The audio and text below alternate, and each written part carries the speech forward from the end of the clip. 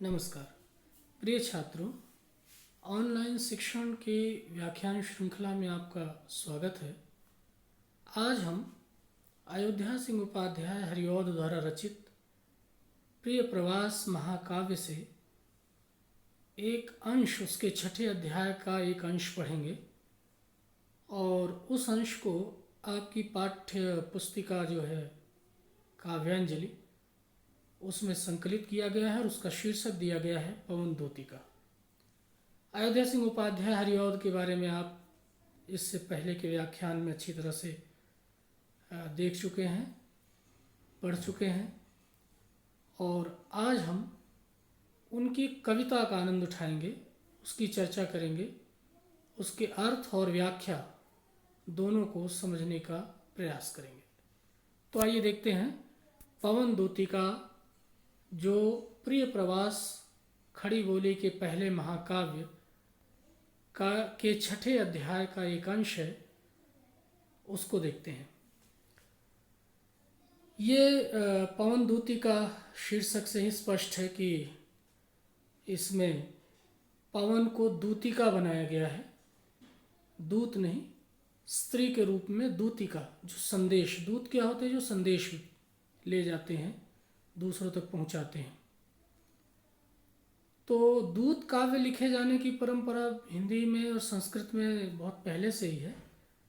आदिकाल के एक कवि अब्दुल रहमान हुए हैं, उन्होंने संदेश राशक नाम का एक ग्रंथ लिखा है, उसमें भी दूत बना करके और विरहिणी की बातों को भेजा गया है, पहुंचाया गया है। उससे पहले संस्कृत में कालिदास ने मेघदूतम एक उनका महाकाव्य है, खंड काव्य है। उस खंड काव्य में मेघ को दूत बनाया गया था। तो दूत काव्य लिखे जाने की परंपरा पुरानी है और उसी परंपरा के क्रम में ही अपने महाकाव्य प्रिय प्रवास में अयोध्या सिंह उपाध्याय हरिऔध ने भी कुछ छंद लिखे हैं, जो पवन को दूत बना करके, पवन को दूत के रूप में वर्णित करते हुए लिखे गए हैं। यहाँ पे आप प्रसंग देखें पहले, तो प्रसंग ये है कि श्री कृष्ण कंस के आह्वान पर, बुलाने पर वो मथुरा जाते हैं। मथुरा जो शहर है, राजधानी है। कृष्ण रहने वाले तो गोकुल के हैं, ब्रज के गांव के हैं, लेकिन उन्हें वहाँ जाना पड़ा, बुलाया था वहाँ के राजा ने, कंस ने, और गए तो फिर वो लौट करके नहीं आए जल्दी। अब राधा जो कृष्ण से बहुत गहरा अनुराग रखती हैं, प्रेम रखती हैं, उसके साथ ही साथ सारे ब्रजवासी भी, कृष्ण के बिना तो ब्रज का कोई अर्थ नहीं रह जाता, सूना हो जाता है।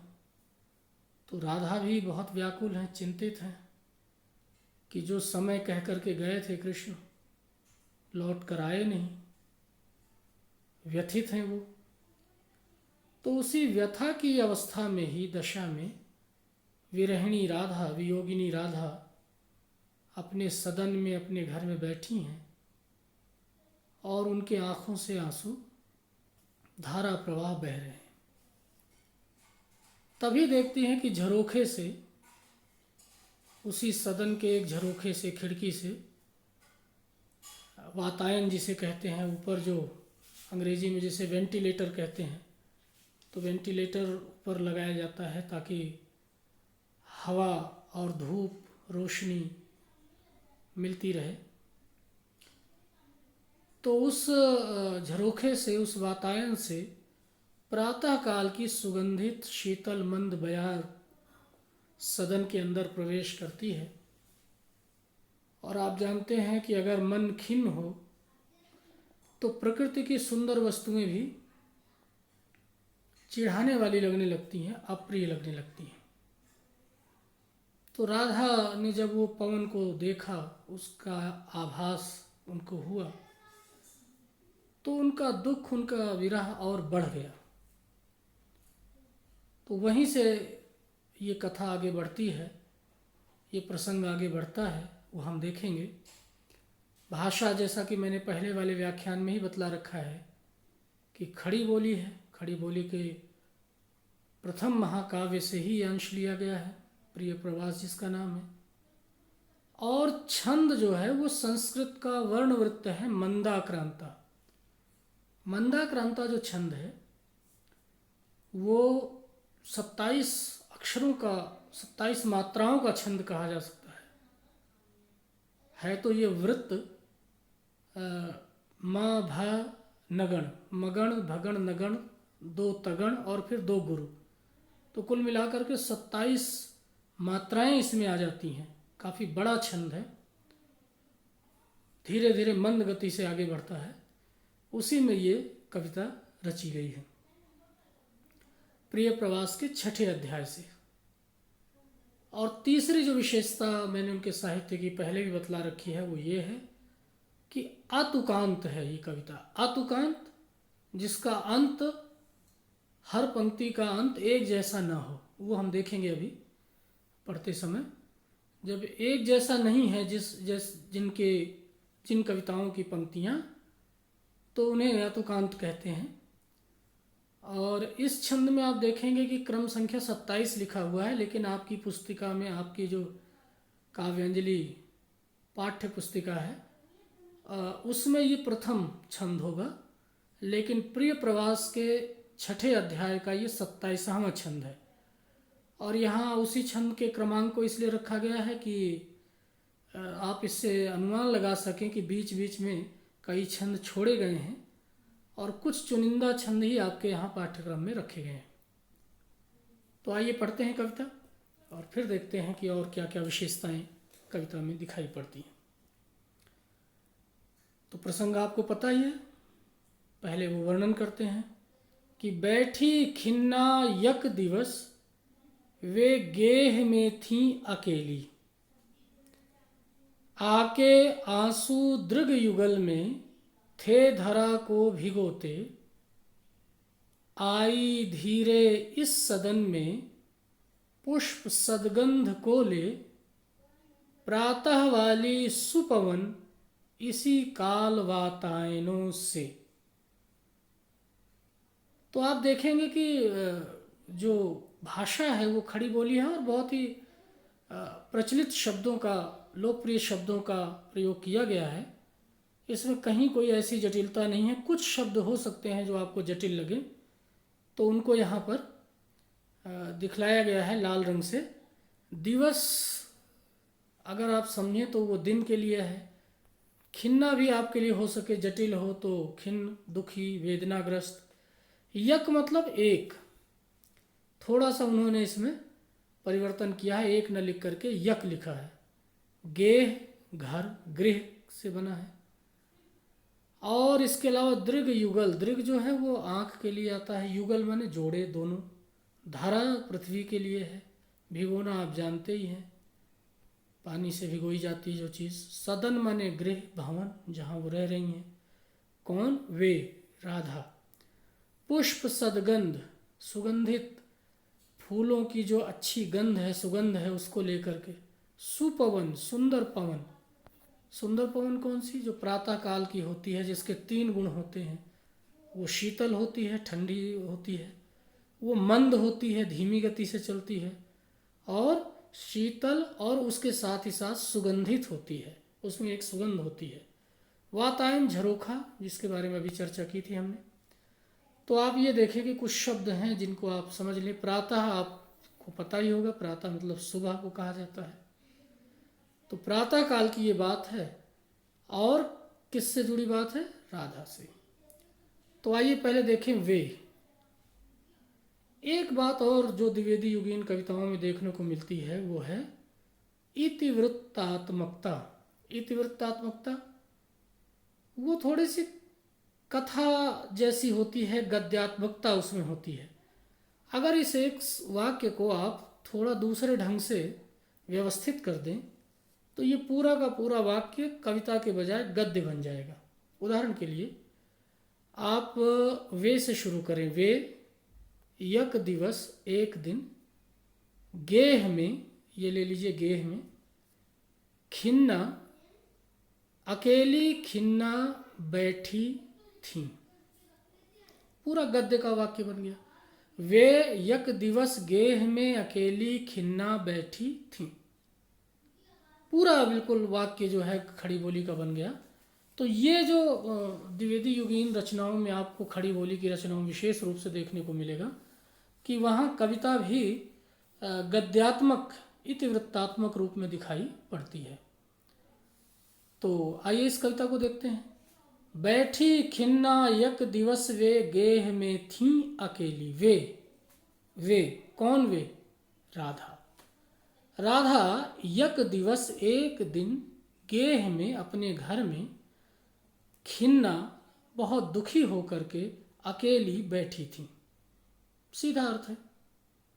क्यों दुखी थी वो मैंने आपको बतलाया है कि कृष्ण जो है वो मथुरा चले गए और लौट कर आए नहीं।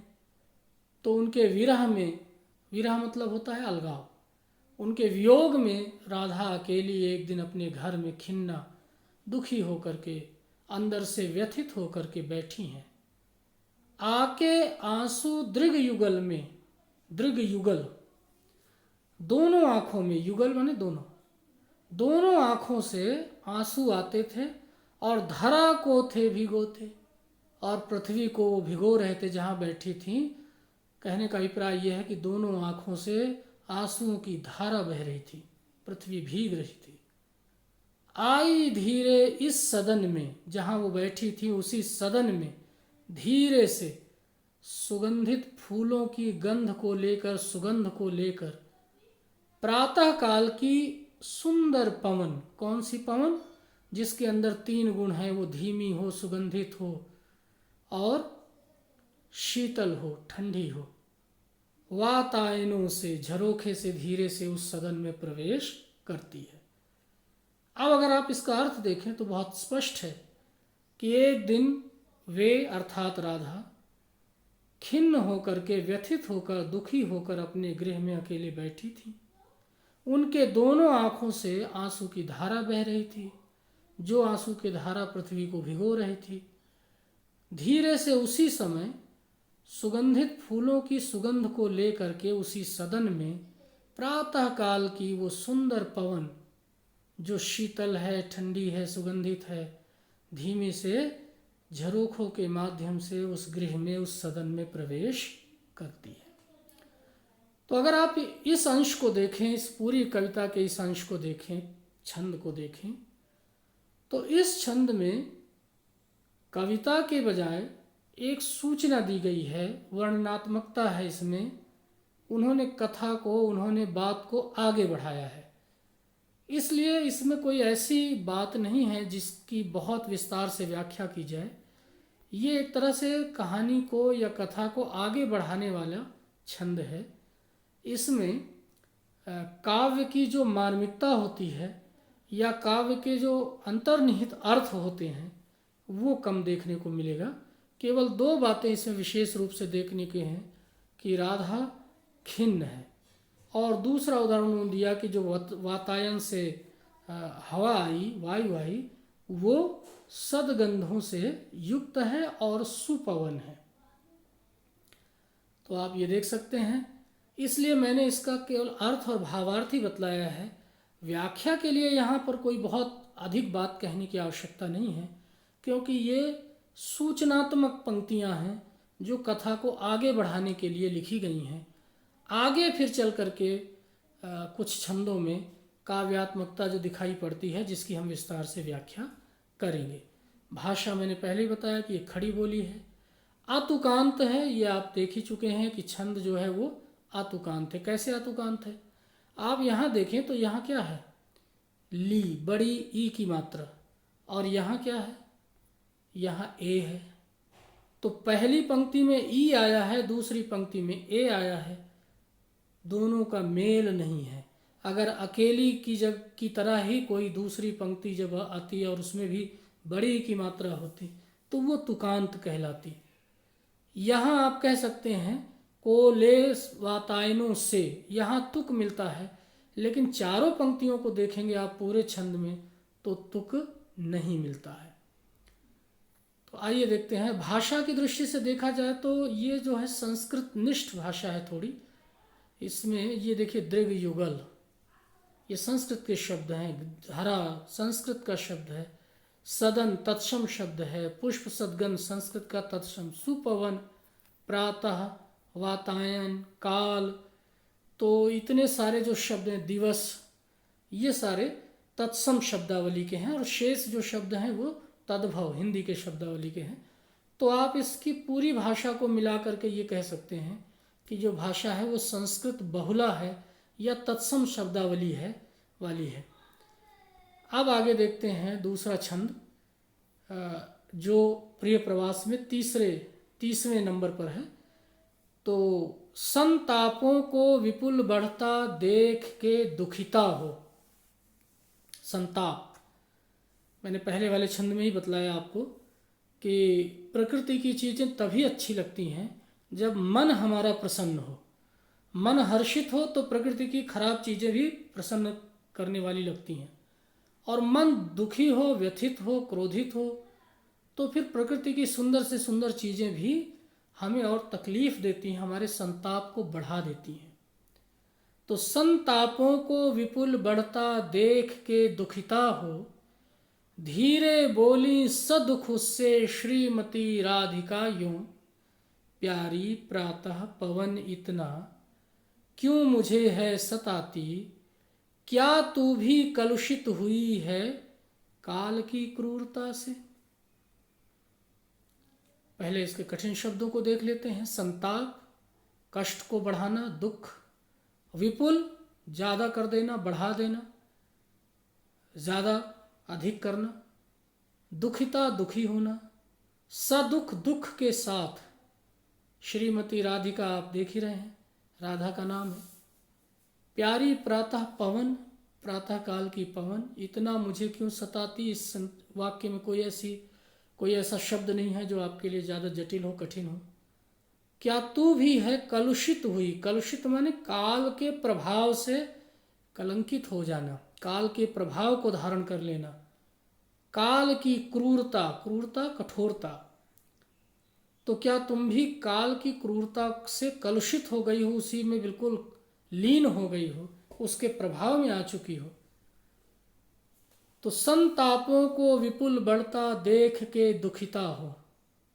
जब पवन आ गई सदन के अंदर, घर के अंदर, तो राधा का संताप, उनका कष्ट और बढ़ गया, विपुल हो गया, ज़्यादा हो गया, बढ़ गया। दुखी होकर के धीरे बोली सदुख, दुख के साथ धीरे से। उस पवन से राधा ने कुछ यूं कहा, श्रीमती राधिका ने कुछ यूं कहा कि क्या कहा कि प्यारी प्रातः पवन इतना क्यों मुझे है सताती। हे प्रातः काल की पवन, तुम्हारा गुण तो ये है कि प्रातः काल की पवन तो और मन खिन्न हो तो उसे प्रसन्न कर देती है, तन में ताप हो तो उसे और शीतल बना देते हैं। और प्रातः काल की पवन होकर, इतनी प्यारी पवन होकर, हवा होकर के मुझे क्यों सता रही हो, मुझे और अधिक कष्ट क्यों दे रही हो। क्या तू भी है कलुषित हुई काल की क्रूरता से।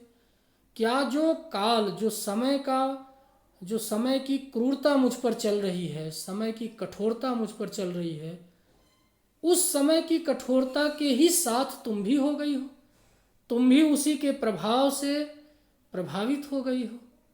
उसके कलमश को, उसकी कठोरता को तुमने भी धारण कर लिया है। ऐसी क्रूरता क्यों दिखा रही हो।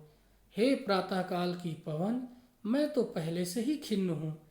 श्री कृष्ण यहाँ से गए, वो लौट कर नहीं आए, मैं विरहिणी हो रही हूँ, और इतनी खिन्नता में तुम इस प्रकार से जो आई हो, तो तुमने मेरे संताप को, मेरे कष्ट को और अधिक बढ़ा दिया है। तुम्हें तो इस तरह से कठोरता नहीं दिखानी चाहिए। समय तो पहले से ही मुझ पर क्रूरता दिखा रहा है, तुम उस क्रूरता को और क्यों बढ़ा रही हो। यह प्रश्न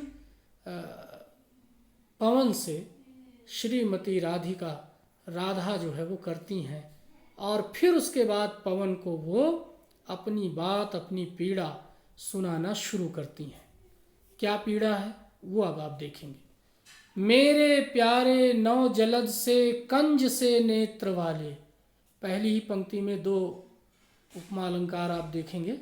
मेरे प्यारे नौ जलद से कंज से नेत्र वाले, जाके आए न मधुबन से और न भेजा संदेशा। मैं रो रो के प्रिय विरह से बावली हो रही हूँ, जाके मेरी सब दुख कथा शाम को तू सुना दे।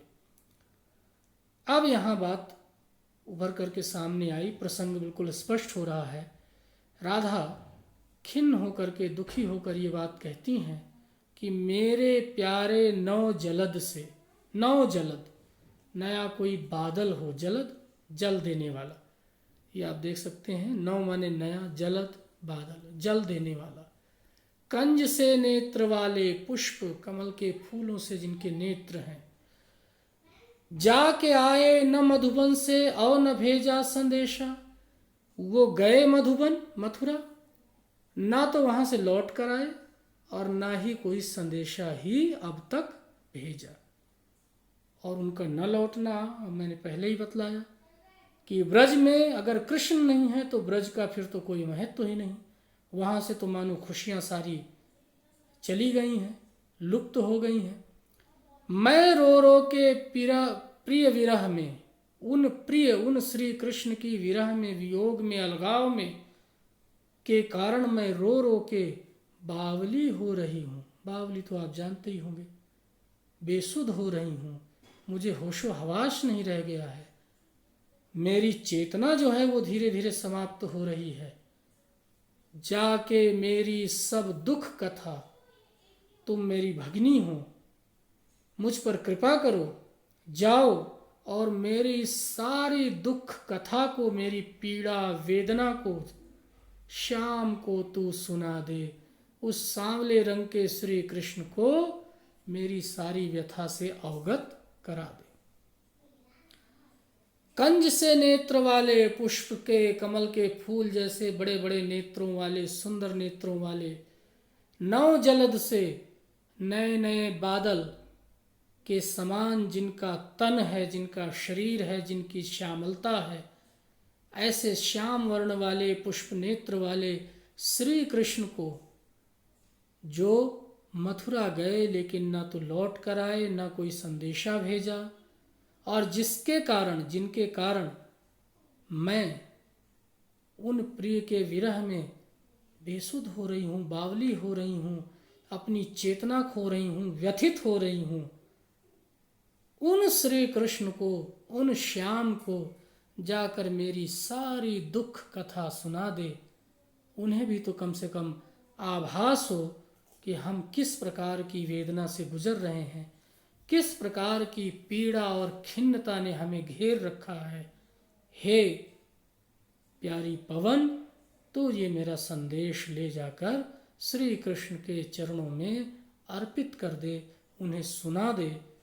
तब उन्हें संभवतः ये ज्ञात होगा कि उनकी अनुपस्थिति में ब्रजवासी किस प्रकार से व्याकुल हैं। और राधा की स्थिति तो ये है कि वो अपनी सुध बुध भी खो रही है, बावली हो रही है, रो रो करके मैं व्यथित हो चुकी हूँ। तो ऐसी व्यथा को तो ले जाकर सुना दे। कृष्ण सुनेंगे, संभवतः उनके हृदय में वेदना जागृत हो और वो लौटकर पुनः फिर ब्रज आ जाए। तो आप यहाँ देख सकते हैं ये अलंकारों का प्रयोग है, नौ जलद से, कंज से। तो यहाँ उपमेय में उपमान की तुलना की गई है, से वाचक शब्द है, से के समान। किसके समान? उनके तन की जो तुलना है वो नौ जलद से और नेत्रों की कंज से। तो यहाँ पर उपमा अलंकार है, उपमा आप समझें यहाँ। और ये उपमा अलंकार से उनके शरीर और उनके नेत्रों की तुलना की गई है। तो ये आपने देखा कि 3 छंद, और आगे फिर हम और पढ़ेंगे। भाषा के बारे में मैं बता ही चुका हूँ कि ये भाषा खड़ी बोली है, संस्कृत निष्ठ खड़ी बोली है। इसमें भी अगर आप तत्सम शब्दावली देखें तो नौ, जलद, कंज, नेत्र, मधुवन और प्रिय विरह और दुख कथा, श्याम, तो ये सारे शब्द क्या हैं? तत्सम शब्द हैं, और जो शब्द हैं इसमें आए हैं वो हिंदी के तद्भव शब्द हैं। तत्सम बतलाया था पहले के व्याख्यानों में कि जो संस्कृत के समान हो, उस तत्सम उसके बराबर हो, उसके समान हो। और तद्भव माने जो संस्कृत से निकले हुए हों, से पैदा हुए हों, लेकिन संस्कृत जैसे शब्द ना हो। तो ये संस्कृतनिष्ठ भाषा है। प्रवाह लेकिन कहीं टूटता नहीं है, भाषा में एक प्रवाह है। तुक की जहाँ तक बात है तो आप ये देख सकते हैं, यहाँ ए है, यहाँ आ है, यहाँ ऊ है, यहाँ फिर ए है। तो ये अतुकांत कविता है, तुक नहीं है इसमें। जो अंतिम शब्द है प्रत्येक पंक्ति में वो अलग अलग है। तो ये इस प्रकार से हम इसकी व्याख्या कर सकते हैं। और आप ध्यान से अगर इस तरह से पाठ करेंगे, प्रत्येक शब्द का अर्थ समझने की कोशिश करेंगे और फिर उसके मूल भाव को पहचानते हुए उसकी व्याख्या करेंगे तो मुश्किल नहीं होगा, और ये बहुत ही आसानी से आप कविता के मर्म तक, कविता के आंतरिक तत्व तक पहुंच सकेंगे। तो फिलहाल इस वीडियो में इतना ही। अब इसके बाद चौथे छंद से हम फिर पढ़ना शुरू करेंगे इसी क्रम में, लेकिन वो अगले वीडियो में, अगले व्याख्यान में। तब तक के लिए इजाज़त दीजिए।